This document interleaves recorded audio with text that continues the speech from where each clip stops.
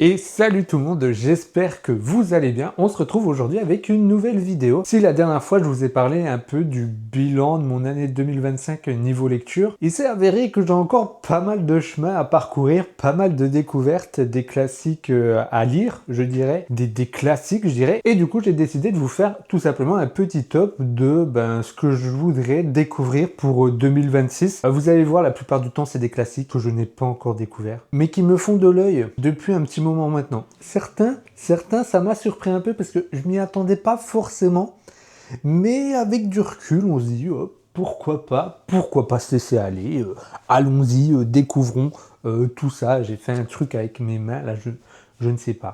On va commencer la vidéo sans plus tarder. J'ai fait une petite liste de mangas, j'espère qu'il y en aura assez. Si d'ailleurs, à la suite de cette vidéo, vous avez d'autres propositions à me faire, n'hésitez pas, faites-vous plaisir en commentaire, ça me fera un grand plaisir. On y va?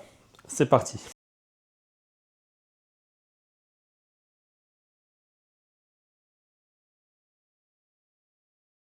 On commence avec un grand classique, je pense. Je vais vous parler de Urasawa. Forcément, je suis en train de lire Monster. Grosse découverte d'ailleurs, vous le savez. J'ai envie de continuer de découvrir en fait ses autres œuvres. Mais là maintenant, il y en a un qui me fait énormément de l'œil depuis un moment. Je parle bien évidemment de 20th Century Boys. C'est un manga, un classique que beaucoup me recommandent. Et là, maintenant que j'ai vraiment bien avancé dans Monster, que j'adore le dessin de Urasawa, j'ai vraiment envie de découvrir encore plus d'œuvres de ce mangaka. Donc, je souhaite, en tout cas, cette année 2026 sera dédiée à ça. Bien évidemment, j'ai d'autres séries qui sont en cours de lecture, mais je pense que 20th Century Boys, une fois que j'aurai terminé Monster, sera le prochain. Alors, pour être tout à fait honnête, je ne connais pas du tout l'histoire, donc je vais vraiment la découvrir avec vous. Oui, je sais. Je dis que j'ai vraiment envie de lire cette œuvre-là, mais je n'ai pas encore pris connaissance de l'histoire, mais je me suis dit que justement, j'allais en prendre connaissance avec vous.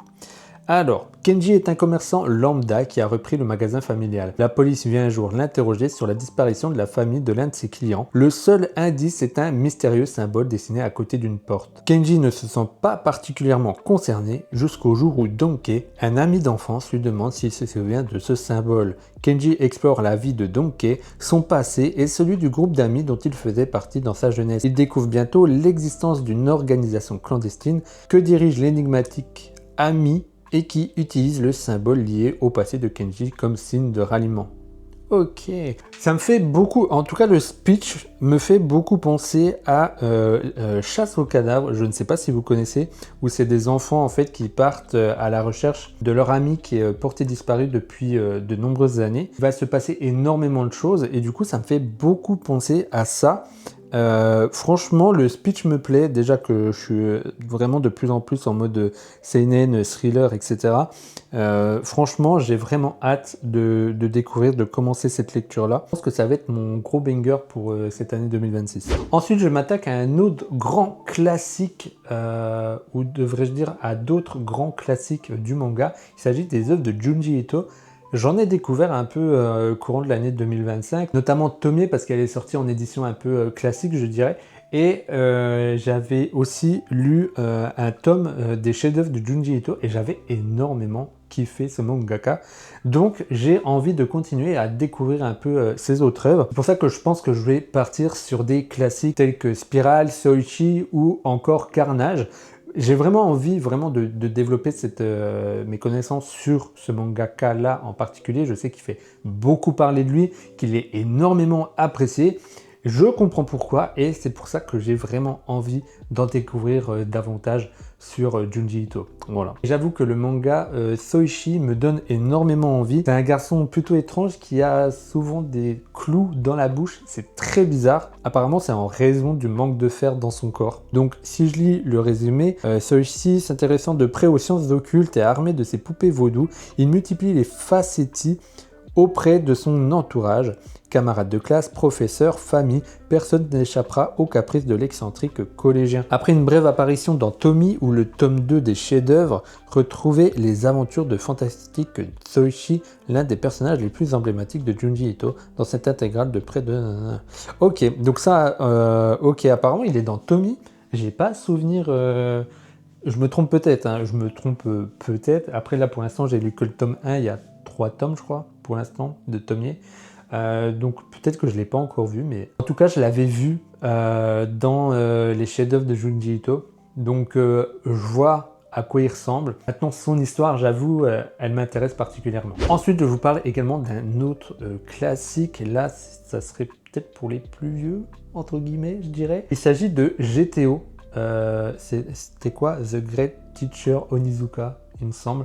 J'ai pas regardé l'anime, je n'ai pas lu. On me dit souvent que ça c'était un classique à lire, et ben du coup je vais me lancer dans GTO. Une œuvre qui est assez ancienne.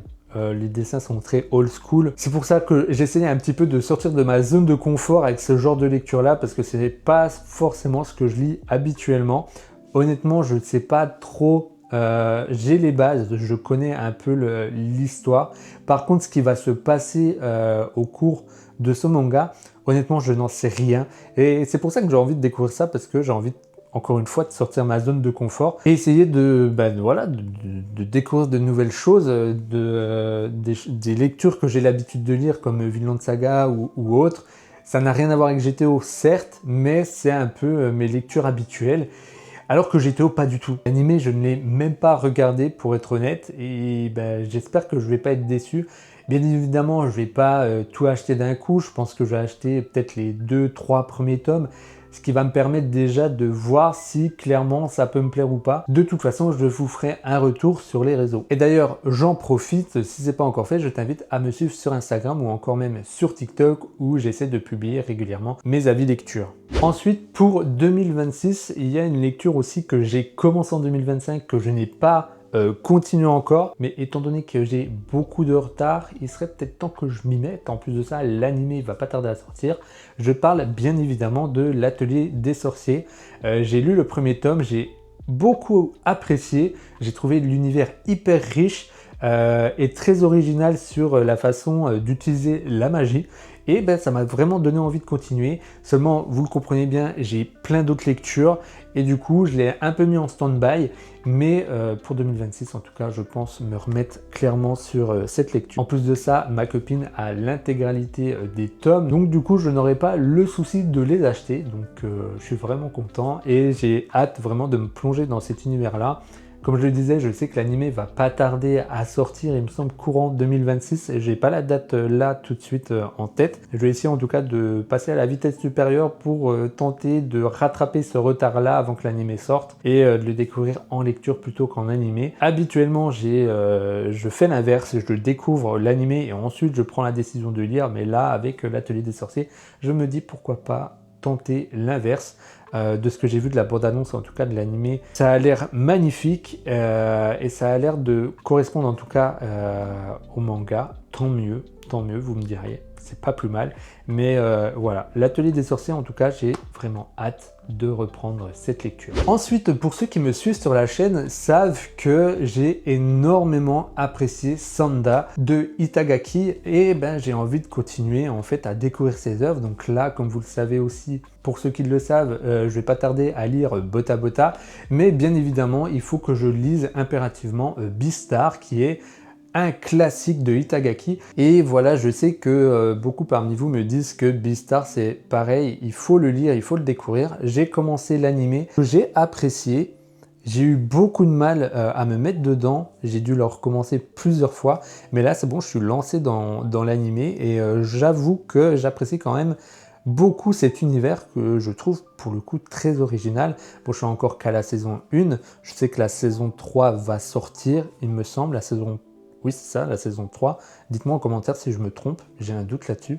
Mais vous l'aurez compris, Haru Itagaki a vraiment cette patte graphique, ces dessins qui sont vraiment propres à elle et que je trouve vraiment très original, qui sortent clairement du lot. Je dis pas, il y a certains mangas, beaucoup même, qui sont magnifiques, surtout en ce qui concerne le détail, etc. Si on prend l'exemple de Vinland Saga. Mais Itagaki a vraiment, encore une fois, cette patte qui est propre à elle, qui fait beaucoup, par moments un peu brouillon, mais c'est tellement beau, je trouve, et tellement poétique que, honnêtement, j'adore ces dessins. Voilà. Du coup, c'est pour ça aussi que je veux découvrir Beastars.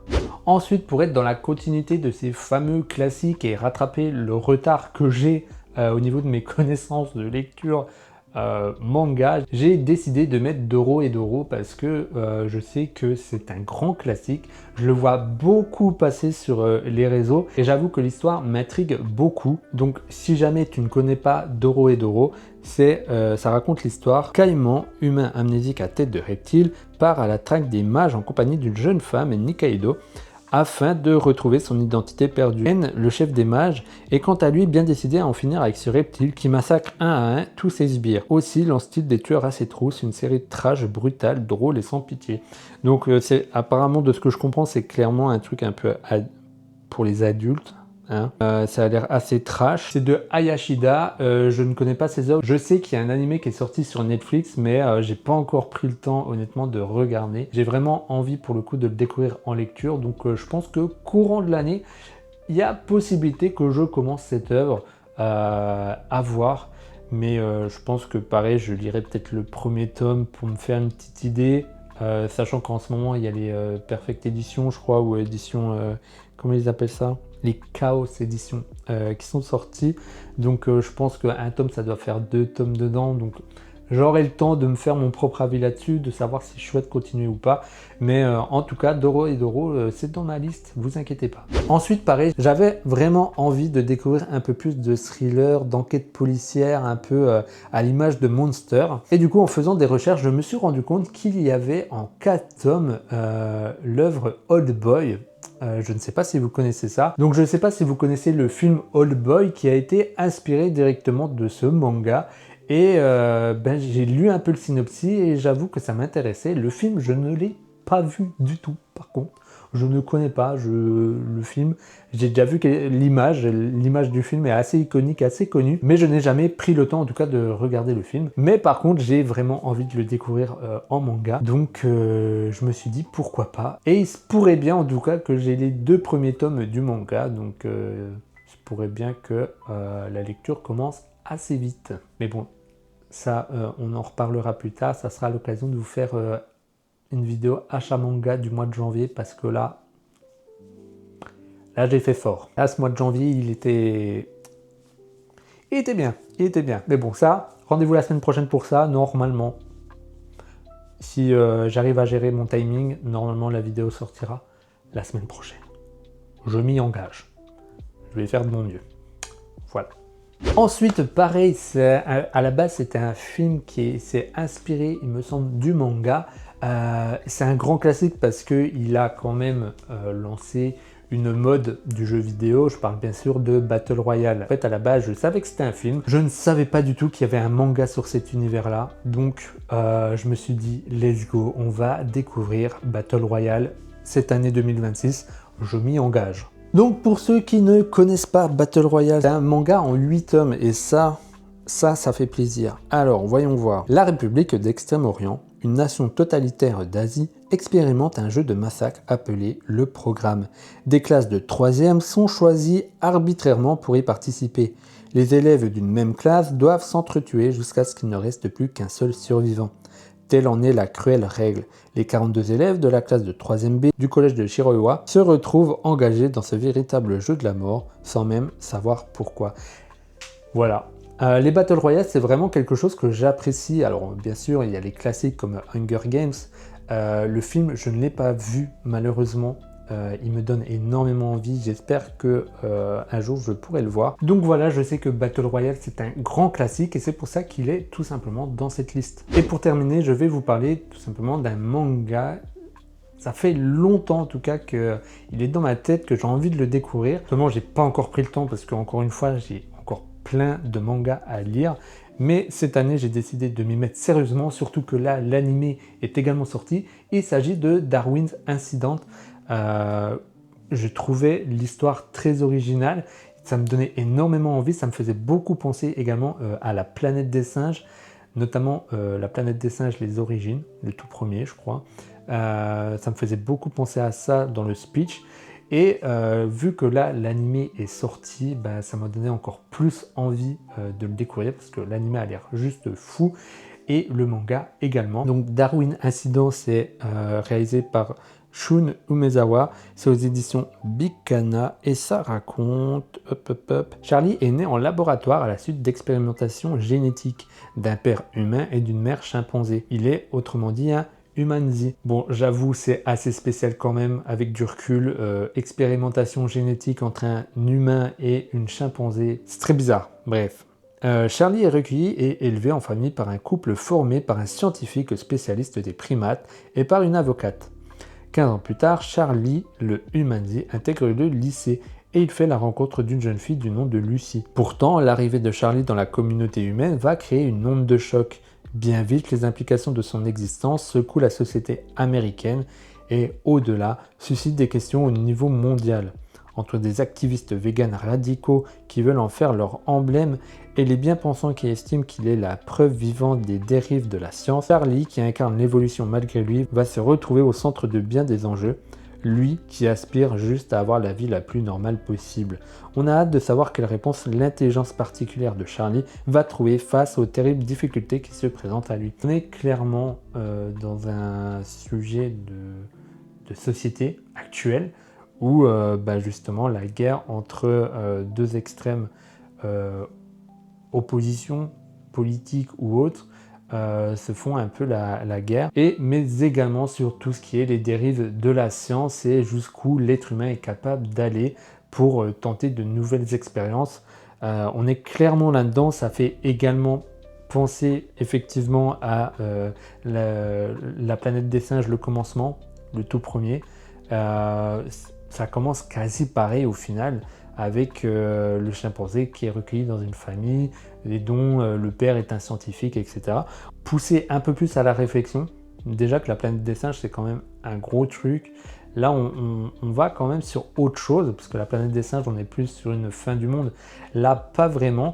Mais honnêtement, j'ai vraiment hâte de découvrir ce manga-là. Et de toute façon, je vous ferai un retour dès que j'aurai commencé cette lecture. Donc voilà, on arrive à la fin de cette vidéo. J'espère en tout cas qu'elle t'aura plu. N'hésite pas à me dire en commentaire ce que tu as pensé de cette wishlist pour 2026. Et n'hésite pas non plus à me proposer d'autres mangas. J'ai vraiment envie de découvrir plein d'autres choses. Si tu as des recommandations, notamment sur des seinen ou des thrillers, etc., il n'y a pas de souci. Mets tout ça en commentaire et peut-être qu'un jour, je les lirai, je l'espère en tout cas. J'espère que cette vidéo t'aura plu. Si c'est le cas, n'hésite pas à la liker et à t'abonner si ce n'est pas encore fait. Tu peux même activer la petite cloche pour rester informé de la prochaine vidéo qui sortira. On se retrouve, je pense, la semaine prochaine. Je vous ferai un petit bilan de mes achats manga du mois de janvier. Prenez soin de vous et à bientôt. Ciao!